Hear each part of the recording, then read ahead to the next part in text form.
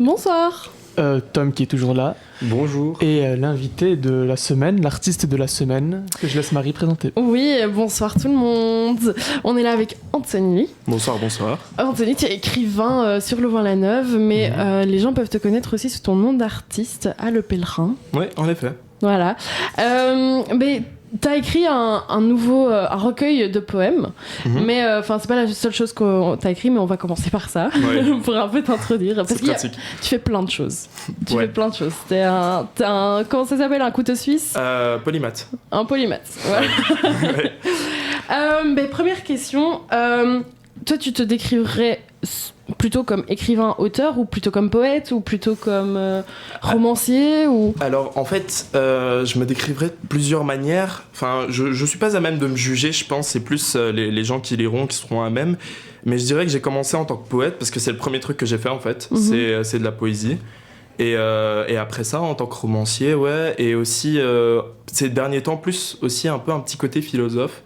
Maintenant, je me prétends pas de cet ordre-là, mais la manière dont j'écris ou quoi que ce soit se rapproche de plus en plus vers la philosophie, quoi. Ouais. Ça sort plus vers ce genre de style. Et pourquoi l'écriture ? Pourquoi pas ? Pourquoi pas, oui, Pourquoi en pas. effet, mais c'est ressourçant. Pour toi, c'est une nécessité dans ta vie d'écrire, c'est... Alors, ça l'est devenu. De base, ça l'était pas du tout, mais avec le temps, ça l'est devenu. En fait, c'est quelque chose qui est arrivé très très tôt.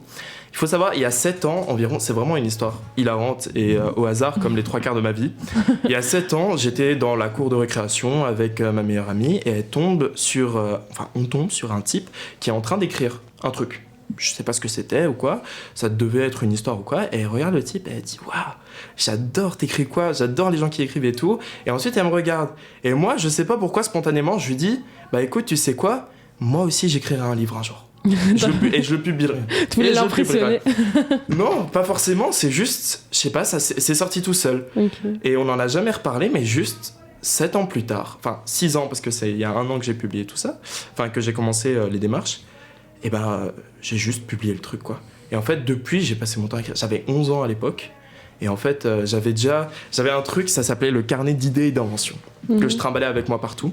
Et en gros, dedans, t'avais des inventions nulles, comme une machine à remonter le temps à partir de plutonium, des trucs comme ça, des dessins moches, des poèmes, vraiment n'importe quoi. Je trimballais ça avec moi, et j'ai décidé en fait de prendre tout ce qui est texte de cette partie-là, et d'en rajouter. Et la majorité, en fait, la moitié a été écrite vraiment l'année passée, donc à Louvain-la-Neuve, ou dans le tech entre Louvain-la-Neuve et Bruxelles, parce que je suis bruxellois. Et du coup, tout ça a créé au final un recueil. De base, il fait 500 pages, mais j'ai divisé en 2. Il a fallu couper un peu. Ouais, c'est ça, il a fallu couper un peu. Et en fait, c'est parce que la majorité de ce que j'écris, c'est pas des longs textes, c'est des citations. Parce qu'en fait, j'ai des phrases ou alors des petits paragraphes qui arrivent. Et du coup, pour pouvoir les utiliser, soit il faut les intégrer dans un roman, soit il faut en faire un recueil à part. Et du coup, j'ai décidé de découper le truc de 500 pages en 2, parce que c'est plus pratique aussi. Enfin, on va pas se trimballer avec un recueil de poésie de 500 pages. Et le recueil s'appelle Fiel et cendres. T'as 18 ans, est-ce que tu te rends compte que c'est assez rare à 18 ans de publier des recueils, des livres c'est pas ce que la majorité des étudiants font. Ouais, j'imagine. Surtout en ingénieur civil. Voilà, en effet, il a l'EPL. Ce que j'allais dire, pour un EPL, c'est pas... T'aurais été en lettres, en fial, en... Je passe beaucoup de temps en bibliothèque de lettres. Franchement, il y a des petits spots qui sont magnifiques dans la bibliothèque là-bas. Surtout, vous avez la vitre qui a une vue sur le marché de Noël. Je vous recommande. Mais maintenant, ouais, je comprends. Le PL, c'est... Moi, en 5 ans en ingé, c'est le premier... Ah ouais, t'as fait ingé ? Moi, je suis en ingé, je suis en Master 2. Et Master c'était 2 le premier... je suis en Matap. Oh, mais joli. t'es le premier, même juste qui s'intéresse au littéraire, quoi. Ouais, mais je pense que c'est pas le seul truc. En fait, je suis la série Netflix de mes potes, quoi. Je fais tout. Je peux vous dire, il y a des trucs, genre une fois, je vais pas au cours d'éco, j'envoie une photo, je suis en train de grimper sur une falaise, un truc comme ça au pif. Oui, parce que tu fais de la grimpe urbaine, c'est ça que ça s'appelle ? Oui, c'est ça. J'ai fait, en fait, ça c'est tombé quand j'avais 12-13 ans. J'ai un ami qui m'a amené sur un toit à Bruxelles. À l'époque, on était petits, donc c'était compliqué d'y arriver. Mais on a réussi à grimper. Et c'était la seule fois où j'étais avec lui. Et ensuite, ça m'a donné le goût de la grimpe. Et j'ai juste continué solo, quoi. Et j'emmenais des amis, des trucs comme ça, sur des spots, regarder des couchers de soleil, des trucs comme ça. Et de fil en aiguille, en fait, j'ai commencé à grimper des trucs un peu plus... voilà, je vais pas détailler pour des raisons évidentes que... voilà, mais bon.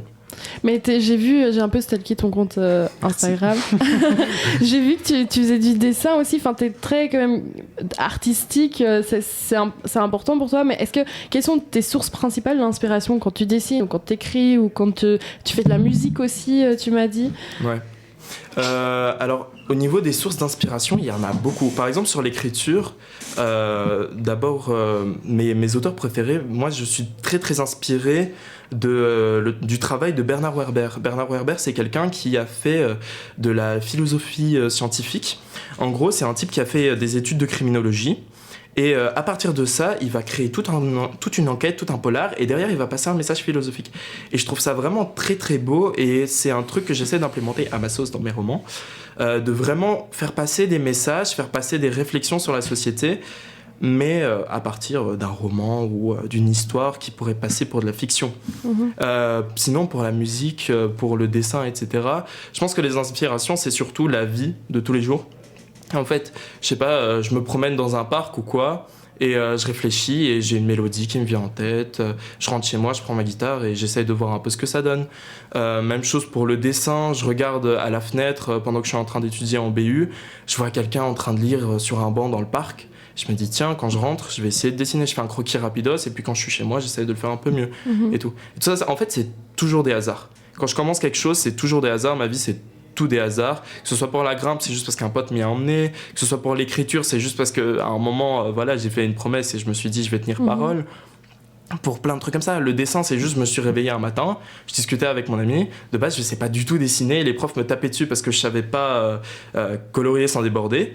Et puis un jour, je me suis levé, et mon pote, il m'a dit, mais tente, en fait, juste essaye, pour rigoler, quoi. Il voulait se foutre de ma gueule. Et en fait, finalement, je savais un peu. Et un peu dessiner. Un peu, et on apprend, quoi. C'est génial. Mais tu dis que c'est un hasard, mais si l'écriture, t'as quand même envie de te professionnaliser un peu là-dedans. Ouais, c'est ça. Actuellement, en fait, je suis en discussion avec différentes maisons d'édition. Je peux pas les nommer pour des raisons évidentes, mais voilà, je suis en cours de discussion et l'objectif, c'est de se professionnaliser là-dessus, tout en gardant mes études, en fait. Ouais. Parce que j'aime bien... ça aussi, c'est un truc, comme tu parlais de l'ingénierie, j'aime bien cette dualité, en fait. Parce que moi, j'ai commencé... mon cahier de base qui a donné ça, c'était pas que des poèmes, c'était à côté de ça des théories de physique sur tout et n'importe quoi. J'ai fait, il y a une partie sur l'hypothèse de Riemann sur laquelle je m'étais intéressé, j'avais 12 ans, j'ai appris les intégrales parce que j'avais envie de le faire. J'ai été voir ma sœur, j'ai dit apprends-moi les intégrales parce que je voulais juste bosser sur l'hypothèse de Riemann. Je sais pas qui fait ça, mais voilà. En fait, je m'emmerdais pendant le Covid et du coup, je me suis dit quel est le maximum de trucs que je peux faire. Qu'est-ce que je faisais sur YouTube? Je regardais des vidéos de physique, je regardais des vidéos d'histoire. Je regardais des vidéos de sciences et je lisais beaucoup. Ouais. Mon père m'a donné un livre. En fait, je pense que j'ai appris à lire avant d'apprendre à marcher, ce que me dit mon père des fois, parce que vraiment, en fait, je passe mon temps à lire, à tout. Et en fait, quand j'étais petit, j'écoutais des contes, etc. Mais dès que j'ai commencé à avoir des bouquins, j'ai plus de bouquins qui étaient genre 100 faits sûrs ou des encyclopédies que des trucs comme ça. Ouais. Et je retiens les infos. Et t'as une soif d'apprendre, en fait. Ouais, c'est ça. Mais est-ce qu'au lieu de faire... Enfin, est-ce qu'à un moment, t'as hésité à faire par exemple, des études de lettres au lieu de faire un G? Ou c'était très vite... vu ce que tu fais, peut-être t'aurais pu penser à faire lettres, comme ça tu te spécialises, tu t'améliores encore plus, et tu restes dans ça, ou très vite tu voulais, comme t'as dit, cette dualité de un côté scientifique pour les études et le côté littéraire pour le fun. Ouais, c'est vrai, mais il y a aussi un truc, c'est que j'ai beaucoup hésité, en plus, parce qu'il y a c'est pas un duo, c'est vraiment un trio. J'ai aussi beaucoup le phénomène de la mémoire, et ça j'en parle beaucoup au niveau de mes livres. C'est vraiment cette soif d'apprendre, et découle aussi du fait que je retiens très facilement des informations et je retiens longtemps des fun facts inutiles, mais des fun facts. Et en fait, ma mémoire, j'ai toujours besoin de la travailler parce que j'ai toujours soif de lui rajouter des trucs.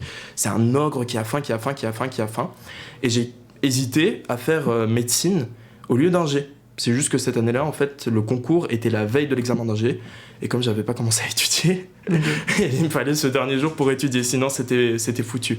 Et ouais, du coup, c'est pour ça en fait que j'ai fait des études d'ingé et pas juste une fac de lettres ou quoi. C'est parce que j'ai ces besoins-là. J'ai besoin de faire, d'apprendre des trucs de plus en plus. Voilà, c'est naturel en fait. Ouais. Tu nous as dit aussi que tu allais changer ton nom d'artiste, donc à partir de l'année prochaine, tu publieras sous un autre nom. Tu peux nous dire lequel ? Ok, donc pour faire court, d'ici la fin de l'année 2026, les livres qui sont présents ici sont les derniers ouvrages qui sont publiés sous ces noms. Donc Fiel et Cendre est disponible sous le nom de Léni, donc il est disponible à la librairie La Page d'après, à côté de la gare et à la Siacoduc. Et du coup, Icare, sous le nom de Ah le Pèlerin, qui est mon roman, est disponible au Press Shop de l'Esplanade. Évidemment, les deux sont disponibles sur Amazon ou sur mon Insta Ah le Pèlerin. Vous allez, il y a le Linktree et vous tombez direct dessus. Et en fait, ce qui se passe, c'est que c'est les derniers ouvrages, donc je ne remettrai plus en magasin. Et il y en a 2-3 qui sont dédicacés. J'ai mis ça en easter egg, je trouvais ça drôle, pour remercier un peu Louvain-la-Neuve, quoi. Et du coup, après ça, je vais changer de nom. Et ceux qui ont des petites rêves littéraires vont apprécier. Ce sera Arthur Carax. Alors, Arthur, la mythologie arthurienne, Arthur Rimbaud, Arthur Rimbaud, le jeune prodige, ce genre de choses. Et si vous regardez mes histoires, ça va vraiment dans ce sens-là. C'est plus mes personnages ont toujours cette dualité, etc. Parce que c'est le meilleur moyen que j'ai trouvé d'exprimer mon message. C'est avec des gens où je pousse les curseurs à fond sur la psychologie, sur les trucs comme ça, parce que c'est dans la caricature qu'on comprend le mieux. Et Carax, parce que je suis très très fan du livre L'ombre du vent de Carlos Ríos Zafón. Et en fait, il y a un auteur mystérieux dont on a essayé de brûler tous les livres et dont il ne reste qu'un exemplaire aux mains du protagoniste. Et cet auteur, il s'appelle Julián Carax. Ok, c'est super intéressant, mais est-ce que du coup tu vas changer ton Insta ou tu vas le garder comme ça ? Je n'ai pas encore décidé si je changeais l'Insta actuel ou si juste je créais un nouveau, quoi que ce soit. Ok, mais donc pour l'instant c'est Ah le Pèlerin voilà. Sur Insta, c'est là qu'on peut te trouver. C'est ça, exactement. Ok, génial, ben merci beaucoup. Avec plaisir. C'était super chouette comme interview, j'ai adoré cet échange. Merci à toi Marie, et merci à toi Antoine aussi pour cette magnifique chronique. Merci à Tom pour... J'écoutais religieusement tout ce qui était dit, c'était super chouette. Mais merci à vous, et je vous laisse avec l'artiste et Zarzor.